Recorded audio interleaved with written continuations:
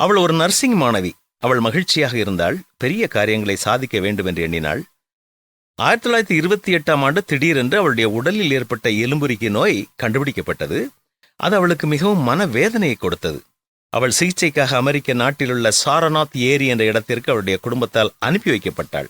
அவளோ 21 ஆண்டுகள் படுக்கையில் இருக்க வேண்டிய சூழ்நிலை ஏற்பட்டது. அவள் பெயர் எலிசபெத் ஸ்மித். பொதுவாக சிலர் இவளை போன்ற சூழ்நிலை வரும்போது தங்களை தாங்களே மாய்த்துக் கொள்வார்கள். ஆனால் இந்த எலிசபெத் வித்தியாசமானவள். அவள் படுக்கையில் மரணத்தின் விளிம்பு வரை சென்றவள். ஆனால் வாழ்க்கையில் கசப்புணர்ச்சியே அடைந்ததில்லை. அவள் அதிகமான புத்தகங்களை படித்தாள், கடிதங்களை எழுதினாள், பூகோளம் படித்தாள், மற்ற நோயாளிகளுக்கு எழுத படிக்க கற்றுக் கொடுத்தாள். அவள் படுக்கையிலிருந்து ஒரு இளம் இயற்பியல் அறிஞரின் மூலமாக அணுசக்தி பற்றி கூட தெரிந்து கொண்டாள். அதே மருத்துவமனையில் எலும்புருக்கி நோயினால் பாதிக்கப்பட்ட மற்றும் ஒரு நோயாளி இருந்தார். அவர் அன்புள்ளவர், மிகவும் நல்லவர். இந்த எலிசபெத் அவரை திருமணம் செய்து கொள்வது போலவும் மலை அடிவாரத்தில் ஒரு சிறிய வீட்டை கட்டிக்கொண்டு அவரோடு வாழ்வது போலவும் அவள் கனவு கண்டாள். 1948 கனவு கண்டது போலவே அவரை திருமணம் செய்து கொண்டாள். என் வாழ்வில் நான் கண்ட பல நன்மைகள் என்பதை பற்றி ஒரு புத்தகம் எழுதினாள்.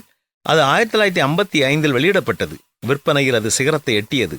அந்த விற்பனை மூலம் அவளுக்கு நல்ல வருமானமும் கிடைத்தது. அவள் நினைத்தது போலவே அவள் மலை அடிவாரத்தின் நிலம் வாங்கி ஒரு சிறிய வீட்டையும் கட்டினாள். அவளுடைய வாழ்க்கை சோகமானதா? இல்லவே இல்லை.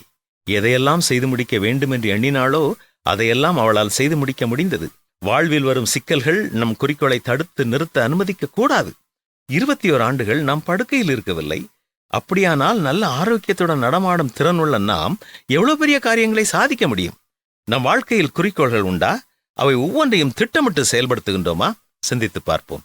உங்களுக்கு நம்பிக்கையின் பூரண நிச்சயம் உண்டாகும்படி நீங்கள் யாவரும் முடிவு பரியந்தம் அப்படியே ஜாக்கிரதையை காண்பிக்க வேண்டும் என்று ஆசையாய் இருக்கிறோம் என்று பரிசுத்த வேதமும் நம்மை ஊக்கப்படுத்துகிறது. எப்படிப்பட்ட சூழ்நிலையில் நாம் வாழ்ந்தாலும் நம் குறிக்கோள்களை நிறைவேற்ற எல்லா முயற்சிகளையும் எடுப்போமா?